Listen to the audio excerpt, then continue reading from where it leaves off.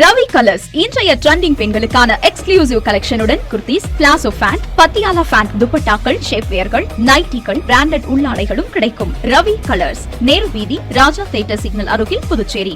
உங்கள் வாழ்க்கையின் மிக முக்கியமான நாளை இனிய நினைவாக மாற்றி அனைவரும் பயன்பெறும் வகையில் மஞ்சள் நீர், நிச்சயதார்த்தம், வளைகாப்பு, பிறந்த நாள் விழா, காதணி விழா போன்று உங்கள் வீட்டில் நடைபெறும் சின்ன சின்ன பங்கன்களை நெருங்கிய உறவினர்களுடன் சகல வசதிகளுடன் நடத்திக் கொள்ள மிக குறைந்த வாடகை ரூபாய் 59,000 மட்டுமே.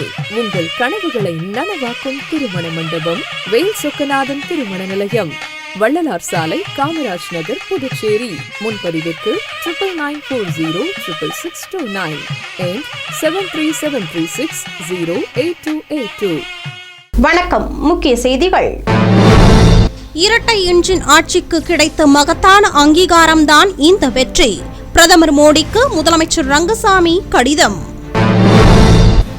தேர்தலை தொடர்ந்து நடைபெற்ற வெற்றி வேட்பாளர்களின் ஆலோசனை கூட்டம். பாரதிய ஜனதா கட்சியின் சட்டசபை தலைவராக நமச்சிவாயம் தேர்வு. புதுவையில் ஒரு சீட்டுடன் சுருங்கிய காங்கிரஸ். தலைமைத்துவ இடைவெளி, கூட்டணி கட்சியின் வளர்ச்சி உள்ளிட்டவையே காரணம் என தகவல். புதுவையில் 217 வேட்பாளர்கள் டெபாசிட் இழப்பு. தேசிய கட்சிகளின் மாநில தலைவர்களே தோல்வியை தழுவியதால் அதிர்ச்சி. நம்ம பாண்டிச்சேரிக்கு ரிலையன்ஸ் ஃபேஷன் வேர்ல்ட் வந்தாச்சு. குவாலிட்டியான பிராண்டட் ஆடைகள் கம்மியான விலையில. எங்க தெரியுமா? அண்ணா சாலை ரத்னா தியேட்டர் பக்கத்துல இருக்க நம்ம ரிலையன்ஸ் ஃபேஷன் வேர்ல்ட் தான். இங்க கலெக்ஷன்ஸ் எல்லாமே ட்ரெண்டுக்கு ஏத்த மாதிரி இருக்கு. 1999 ரூபாய்க்கு மேல பர்ச்சேஸ் பண்ற அனைவருக்கும் Cello brand kettle, John Players duffel bag மற்றும் அமெரிக்கன் டூரிஸ்டர் ட்ராலி பேக் போன்ற பரிசுகளும் இருக்கு. பிராண்டட் ஆடைகள் வாங்க Anna Salai Reliance Fashion World வாங்க. Reliance Fashion World, Anna Salai Rathna theatre அருகில், புதுச்சேரி. இனி விரிவான செய்திகள். புதுவையில் தேசிய ஜனநாயக கூட்டணி மீண்டும் வெற்றி பெற்றிருப்பது இரட்டை இன்ஜின் ஆட்சிக்கு கிடைத்த மகத்தான அங்கீகாரம் என்று பிரதமர் மோடிக்கு முதலமைச்சர் ரங்கசாமி கடிதம் எழுதியுள்ளார். புதுச்சேரியில் நடைபெற்ற சட்டசபை தேர்தலில் என்ஆர் காங்கிரஸ், பாரதிய ஜனதா, அண்ணா திராவிட முன்னேற்றக் கழகம், லட்சிய ஜனநாயக கட்சிகள் அடங்கிய தேசிய ஜனநாயக கூட்டணி வெற்றி பெற்று மீண்டும் ஆட்சி அமைக்க உள்ளது. இதுகுறித்து பிரதமர் மோடி சமூக வலைதள பக்கத்தில் முதலமைச்சர் ரங்கசாமிக்கு வாழ்த்து தெரிவித்துள்ளார்.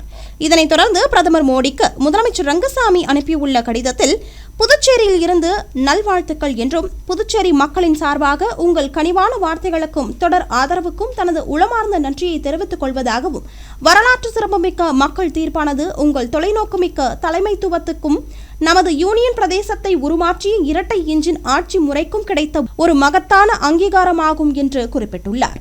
மேலும் தேசிய ஜனநாயக கூட்டணி கொண்டிருந்த சாதனைகளின் மீது நம்பிக்கை வைத்த ஒவ்வொரு குடிமகனுக்கும் இந்த வெற்றி உரித்தானது என்றும், தொடர்ச்சியாக 2வது முறையாக நாங்கள் ஆட்சி பொறுப்பேற்கும் இந்த தருணத்தில் புதுச்சேரி மக்களின் எதிர்பார்ப்புகளை நிறைவேற்றுவதிலும், வளர்ச்சியடைந்த இந்தியா குறித்த உங்கள் தொலைநோக்கு பார்வைக்கு துணை புரியும் வகையில் ஒரு வளர்ச்சியடைந்த புதுச்சேரியை கட்டமைப்பதிலும் நாங்கள் உறுதியுடன் உள்ளதாகவும், உங்கள் தலைமைத்துவத்திற்கும் புதுச்சேரி மக்களுக்கு எப்போதும் உறுதுணையாக நின்றமைக்கும் மீண்டும் ஒருமுறை தனது நன்றியை தெரிவித்துக் கொள்வதாக கூறியுள்ளார். புதுவையில் பாரதிய ஜனதா கட்சியின் சட்டசபை தலைவராக நமச்சிவாயம் தேர்வு செய்யப்பட்டுள்ளார். புதுவை சட்டசபை தேர்தலில் வெற்றி பெற்ற பாரதிய ஜனதா சட்டமன்ற உறுப்பினர்கள் ஆலோசனை கூட்டம் கட்சியின் தலைமை அலுவலகத்தில் நடைபெற்றது.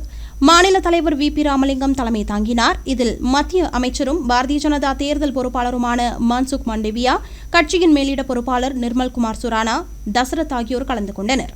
இந்த கூட்டத்தில் சட்டசபை தேர்தலில் வெற்றி பெற்ற சட்டமன்ற உறுப்பினர்கள் நமச்சிவாயம், ஜான்குமார், GNS ராஜசேகரன், மீனாட்சி சுந்தரம், லட்சிய ஜனநாயக கட்சி தலைவர் ஜோஸ் சார்லஸ் மார்டின், நெடுங்காடு தொகுதி சுயேட்சை சட்டமன்ற உறுப்பினர் விக்னேஸ்வரன் ஆகியோர் பங்கேற்றனர். இந்த கூட்டத்தில் தேர்தலில் பெற்ற வெற்றியை தொடர்ந்து மேற்கொள்ள வேண்டிய அடுத்த கட்ட அரசியல் மற்றும் நிர்வாக நடவடிக்கைகள் குறித்து ஆலோசிக்கப்பட்டது. தொடர்ந்து இந்த கூட்டத்தில் பாரதிய ஜனதா கட்சி சட்டசபை தலைவராக நமச்சிவாயம் தேர்வு செய்யப்பட்டார். புதுவை காங்கிரஸ் கட்சியின் கோட்டையாகவே திகழ்ந்து வந்த நிலையில் கடந்த 2 தசாப்தங்களாக அக்கட்சி சந்தித்து வரும் தொடர் சரிவு மாநில அரசியலின் போக்கையே மாற்றியுள்ளது. புதுச்சேரி விடுதலைக்கு பிறகு புதுச்சேரியின் முதலமைச்சர் எட்வர்ட் குபேர் முதல் ஃபருக் மரைக்காயர், சண்முகம் வரை காங்கிரசின் ஆதிக்கம் வலுவாக இருந்தது. காங்கிரசின் வீழ்ச்சிக்கு மிக முக்கிய காரணியாக அதிகார பகிர்வு மற்றும் தலைமைத்துவ போட்டிகள் காரணமாக பல முக்கிய தலைவர்கள் கட்சியை விட்டு வெளியேறினர். பல்வேறு காலகட்டங்களில் உருவான தமிழ் மாநில காங்கிரஸ் போன்ற பிரிவுகள் புதுச்சேரி காங்கிரசின் வாக்கு வங்கியை பிரித்தது.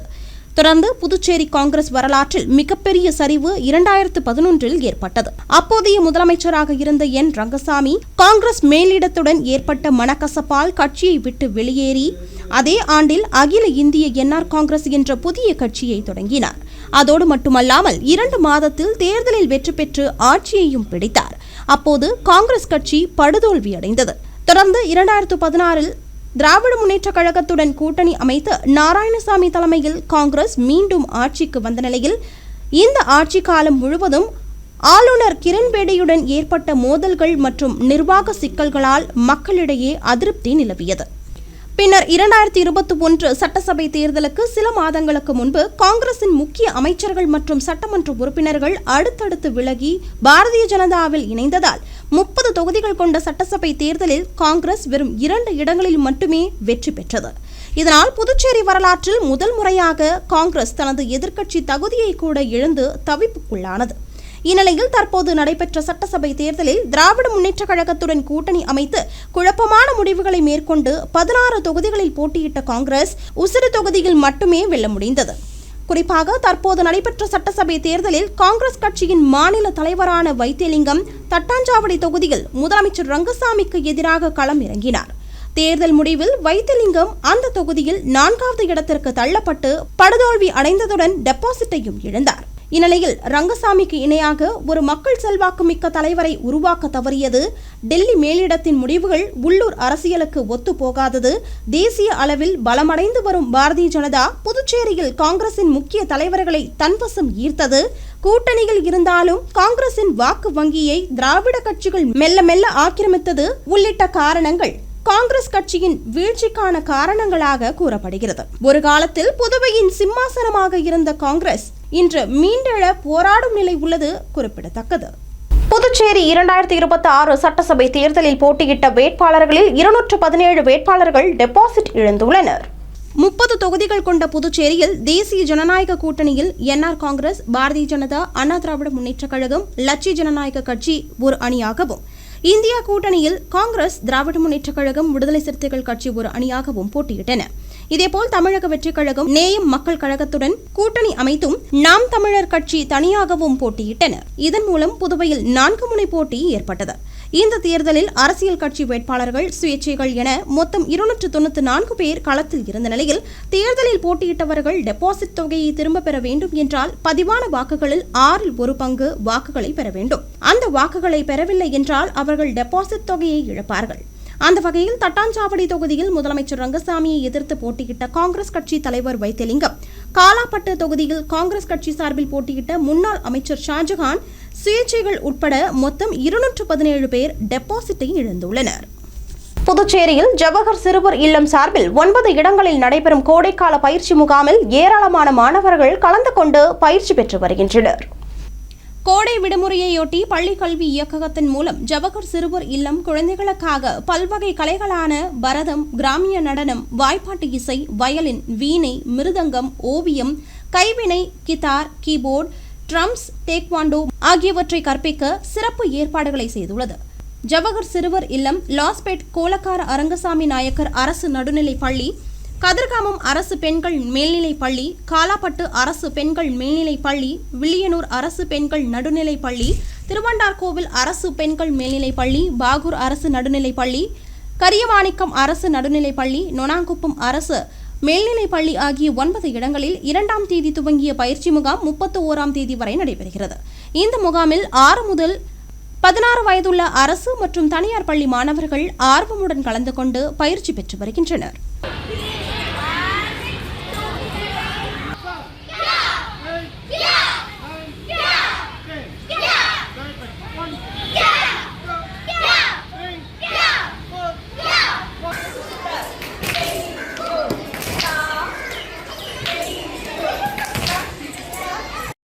நெல்லித்தோப்பு சட்டமன்ற தொகுதியில் சுயேட்சை வேட்பாளராக போட்டியிட்ட முன்னாள் சட்டமன்ற உறுப்பினர் ஓம் சக்தி சேகர் தனக்கு வாக்களித்தவர்களுக்கு நன்றி தெரிவித்துள்ளார்.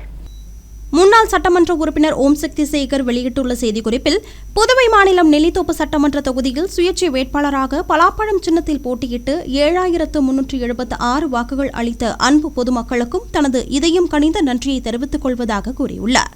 மேலும் இந்த தேர்தலில் தனக்கு துணை நின்று பகல் இரவு பாராமல் உண்மையான உழைப்பை வழங்கிய அனைத்து நிர்வாகிகள், பகுதி பொறுப்பாளர்கள், இளைஞர் அணி, பெண்கள் அணி மற்றும் ஒவ்வொரு தொண்டர்களுக்கும் தனது மனமார்ந்த நன்றியை உரித்தாக்குகிறேன் என்றும், உங்கள் அர்ப்பணிப்பு, உழைப்பு மற்றும் உறுதுணை இல்லாமல் இந்த வெற்றிகரமான முன்னேற்றம் சாத்தியமாகி இருக்காது என்று தெரிவித்துள்ள அவர், ஆதரவு அளித்த அனைத்து நலவிரும்பிகளுக்கும், நண்பர்களுக்கும், சமூக அக்கறையுடன் இணைந்திருந்த அனைவருக்கும் தனது சிரம் தாழ்ந்த நன்றிகள் என்று கூறியுள்ளார். மேலும் இந்த அன்பும் ஆதரவும் தனக்கு மேலும் பொறுப்புணர்வை ஏற்படுத்துவதாகவும், நெல்லித்தோப்பு தொகுதி மக்களின் நலனுக்காக தொடர்ந்து உறுதியாக செயல்படுவேன் என்பதை உறுதி அளிப்பதாகவும் மீண்டும் ஒருமுறை அனைவருக்கும் தனது இதயம் கனிந்த நன்றிகள் என்று தெரிவித்துள்ளார். புதுச்சேரி கலை மற்றும் பண்பாட்டுத்துறையின் சார்பில் ஓவிய கண்காட்சி நடைபெற்று வருகிறது. புதுச்சேரி செயின்ட் லூயி வீதி வளர் கலை கூடத்தில் கலை மற்றும் பண்பாட்டுத்துறையின் சார்பில் ஓவியர் ஜெயராமன் வரைந்த தனிநபர் ஓவியம் மற்றும் சிற்ப கண்காட்சி துவங்கி நடைபெற்று வருகிறது. ஓவியம் மற்றும் சிற்ப கலைகளை நெறிப்படுத்தும் வகையில் ஓவியர் ஜெயராமன் வண்ணமயமான ஓவியங்களையும் நுணுக்கமான சிற்பங்களையும் இந்த கண்காட்சியில் காட்சிப்படுத்தியுள்ளார். கடந்த 1ஆம் தேதி துவங்கிய இந்த கண்காட்சி வருகிற 14ஆம் தேதி வரை நடைபெறுகிறது. புதுச்சேரியை சேர்ந்த கலை ஆர்வலர்கள், சுற்றுலா பயணிகள் மற்றும் மாணவர்கள் இந்த கண்காட்சியை பார்வையிட்டு வருகின்றனர். மே 4ஆம் தேதி கத்தரி வெயில் தொடங்கிய நிலையில் அன்றிரவு பெய்த மழையை தொடர்ந்து புதுவையில் மீண்டும் வெயில் சுட்டெரிக்க துவங்கியுள்ளது. புதுச்சேரியில் கடந்த சில நாட்களாகவே கடுமையான வெயில் சுட்டெரித்து வருகிறது. இந்நிலையில் மே 4ஆம் தேதி கத்தரி வெயில் துவங்கிய நிலையில் அன்றைய தினமே பலத்த மழை கொட்டி தீர்த்தது. இதன் காரணமாக வெப்பம் தணிந்து குளிர்ச்சியான சூழல் நிலவியது. இதனால் பொதுமக்களும் மகிழ்ச்சி அடைந்தனர். ஆனால் அதன் பிறகு மீண்டும் கடுமையான வெயில் சுட்டெரித்து வருகிறது. இதனால் அதிக வியர்வை, வறட்சி, உடல் சோர்வு உள்ளிட்ட பாதிப்புகளுக்கு மக்கள் ஆளாகி வருகின்றனர். இதனால் மீண்டும் மழை பெய்யாதா, வெப்பம் சற்று தணியாதா என்று பொதுமக்கள் எதிர்பார்த்து காத்துள்ளனர். ஆனால் மாறாக வரும் காலங்களில் வெப்பம் மேலும் அதிகரிக்கவே வாய்ப்புகள் உள்ளதாக வானிலை ஆய்வு மையம் தெரிவித்துள்ளது. இனி வருவது புதுவையில் இன்றைய தங்கம் மற்றும் வெள்ளி விலை நிலவரம். இன்றைய தங்கம் வெள்ளி விலை விவரம். புதுவையில் இன்றைய தங்கம் வெள்ளி விலை விவரம் வழங்குபவர்கள் முத்து கோல்ட் ஹவுஸ், பாண்டிச்சேரி. தங்கம் 1 கிராம் 13,870 ரூபாய். இன்றைய தங்கம் வெள்ளி விலை விவரம். வெள்ளி 10 கிராம் 2,720 ரூபாய். இத்துடன் ஏஎம்என் செய்திகள் நிறைவடைந்தன. வணக்கம்.